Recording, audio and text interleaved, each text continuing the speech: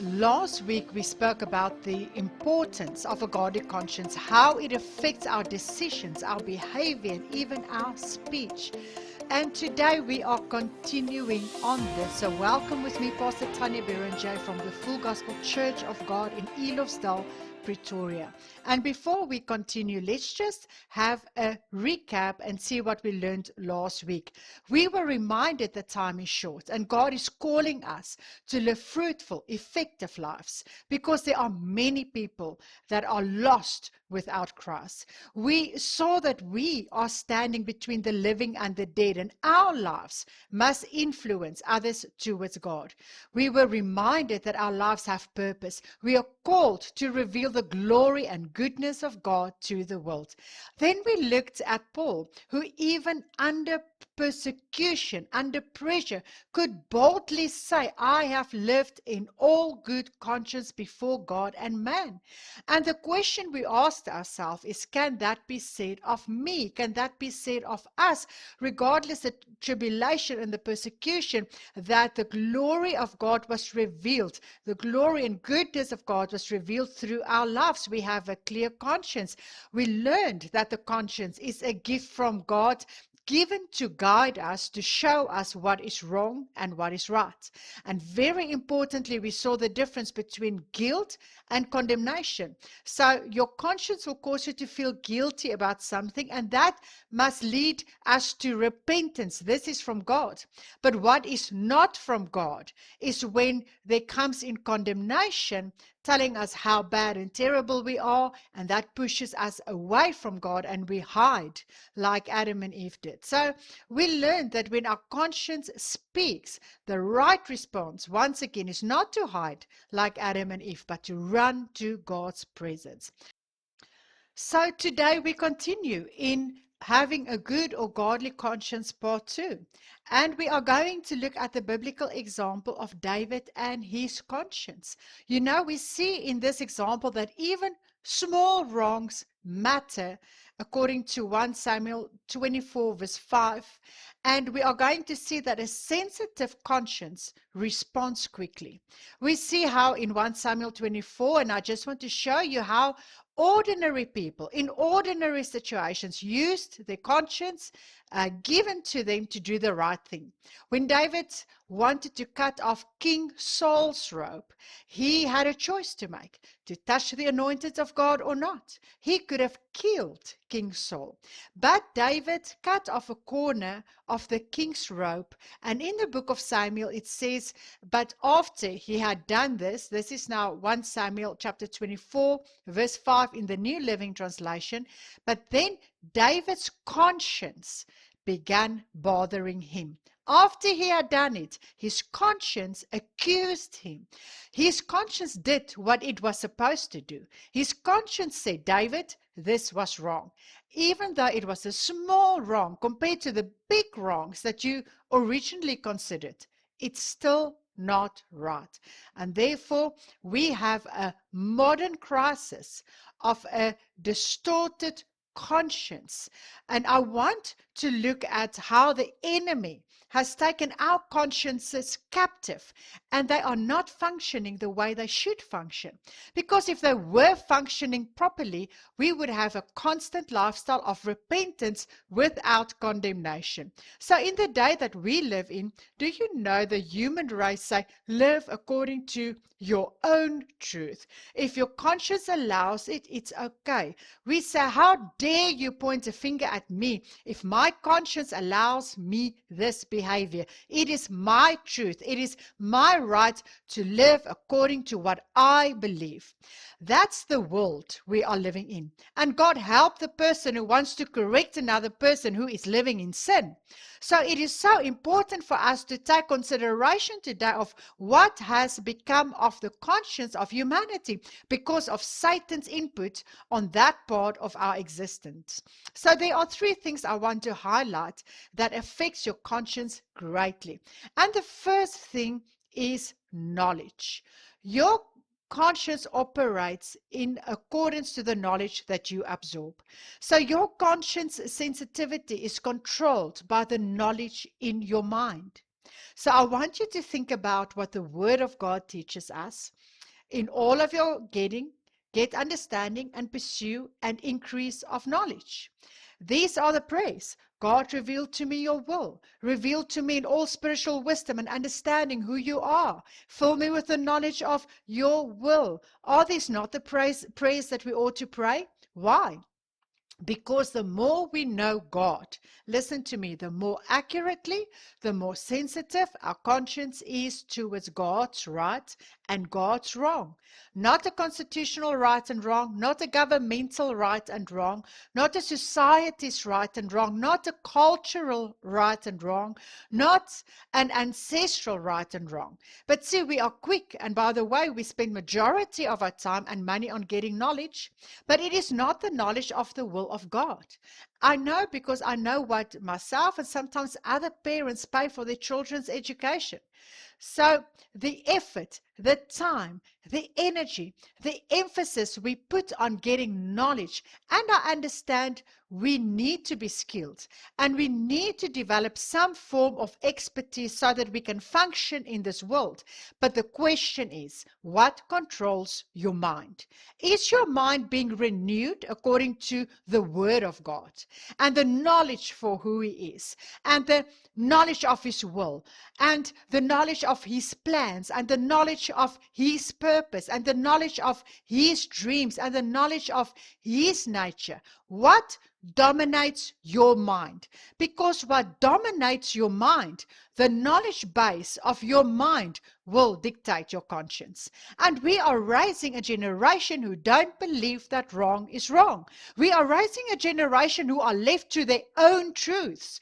But that truth has been skewed. It has been distorted. That truth has been darkened by the things of this world, the knowledge of the flesh, the knowledge of the desires, the knowledge of the lusts and the dreams and the plans of self. So the first thing we ask, or we have to ask ourselves, is what knowledge are we feeding our minds? Because based on what we know, we are accused by our conscience. And then your conscience is either strengthened by obedience or it is being weakened through your resistance. So obedience strengthens your conscience, but rejection of the truth and rejection, in other words, not being obedient, weakens and desensitizes it. Every time your conscience says no, you still can make a choice. Your conscience does not control you. It suggests to you. But when we reject this suggestion, we desensitize our conscience. So I want you to understand that every time you reject the accusation of your conscience, you are desensitizing. It becomes blunt. It becomes less effective. It becomes dysfunctional. Every time you obey, every time you yield, every time you submit, every time you say, yes, wrong is wrong, I repent, then you strengthen your conscience. You create more space into your life for your conscience to function and to function effectively according to God's design. So isn't that true in our world today? It's not that we don't have a conscience, it's that our conscience is dysfunctional because there is a lack of knowledge of the will of God. Because there is a lack, listen, of obedience to the Spirit of God. See, sin, every time we say yes to sin, we dampen, we diminish, we detract and distract from the conscience that God has given us. I want you to see how in the Bible it speaks in 1 Corinthians chapter 8 verse 7. I want to see how the word speaks about this. There are three types of, or let me rather say three conditions that we find when it comes to our conscience. In 1 Corinthians 8 verse 7, it says that some have a weak conscience. So how do you get a weak conscience? Well, that you get because of a lack of knowledge, because of a lack of obedience, and this, where you are living sinfully before the Lord. So there's another kind of conscience as well. The second one we find in 1 Timothy 4 verse 2. Paul says having their own conscience seared with a hot iron. So when you take a hot iron implement used to brand animals, what happens to that spot that was branded is it loses all sensation. It is completely dead. It feels nothing. And that's what happened to many people. Their conscience have been seared by sin, by lack of knowledge, by lack of obedience, to the point where they feel nothing, when their conscience accuses them. So your conscience accuses you, but you feel nothing. We call it a weak conscience. It's still functional, but it's not functioning properly. And then there is a seared conscience, which doesn't function at all. We read in Titus 1 verse 15, where it talks about those who are having a defiled conscience. This is a dangerous one, because this is a conscience that say that wrong is right. A defiled conscience has a different set of moral values, has a different set of standards, has accepted what is dark and demanding and terms that right. So what can we do? Jesus helps us, because we want to be restored to our original design. We want to be restored to the conscience that is a gift from God, that leads us accurately on the path of righteousness, that accuses us of guilt without condemning us, but to help. Now let's look at Hebrews chapter 9 verse 15. It says, how much more shall the blood of Christ, who through the eternal Spirit offered himself without spot to God, how much more shall the blood of Christ cleanse your conscience from dead works to serve the living God? See, in his redemptive plan, God even made provision for your conscience. There is no part of you left untouched by the blood of Jesus. There is no facet of you that had not been redeemed by the blood on the day of Calvary.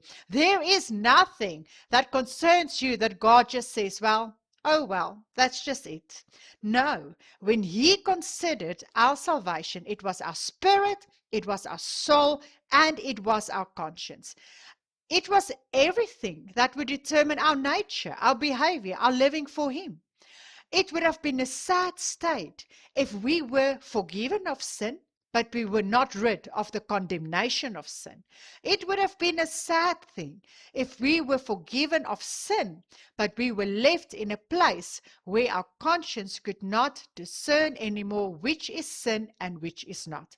And so God says, through the blood of Jesus Christ, I, the Father, made a way to purge you, to clean you, to take that conscience that is weak and defiled and seared and reinstate it to its original design. You have everything that you need to live a righteous life. I'm saying it again. You have everything that you need to live a righteous life, and it is through the blood of Jesus. Through the blood of Jesus, your conscience is clean. And that is why we teach you the 5 confessions of the blood, the 7 places of the blood, that you can get your life in calibration and in alignment with what the blood of Jesus has done for you. And even though we have come to the end of today's word, this is still not the end of the message. We are continuing next week. But first, you now have to take what you have learned this week. And you have your notes. You have your 5 days of devotion that is applicable to this word. So every day you're going to read and reflect on something different, a different aspect of this word that you learned today. And you are going to look at your conscience. You are going to look at the knowledge that you have. You know, how is that impacting your life, your obedience? And you are going to look at the 3 different conditions or types of consciences. A weak conscience. So do you have a weak conscience? In other words, there's a lack of knowledge in your life. You need to get more into the word. A lack of obedience. Or you just have this willingness to live sinfully before the Lord, where you should not be living like that. So that's the first one. Or do you have a seared conscience, where you feel something, the conscience speaks to you, it accuses you, but you feel nothing. It's not functioning properly. And then it comes to the seal, the defiled conscience, where you have a complete different set of values, where for you right is wrong, because you don't even look at the Word of God. You have accepted what is dark, or you have accepted what is demanding, and now you term that is right. So look at that this week. Get to God in regards to your conscience and sort this out this week in your daily devotion before we move on next week. Just where you are, we're going to pray. And just where you are, say with me, Father, I repent of allowing all this nonsense, all the knowledge of the world to sear my conscience, to defile my conscience, to weaken my conscience. Wash me in the blood that flowed from Christ my Savior. Lord, cleanse my conscience from dead works. Restore my conscience to its original design so it can do what it is meant to do. Divinely lead and guide me to do the works that are living, to do the works that are righteous, to do the works that are fruitful and kingdom in every way. Thank you, Father. You restore me, you revive me, you renew me today. You set things right. In Jesus' name, amen and amen. God bless you.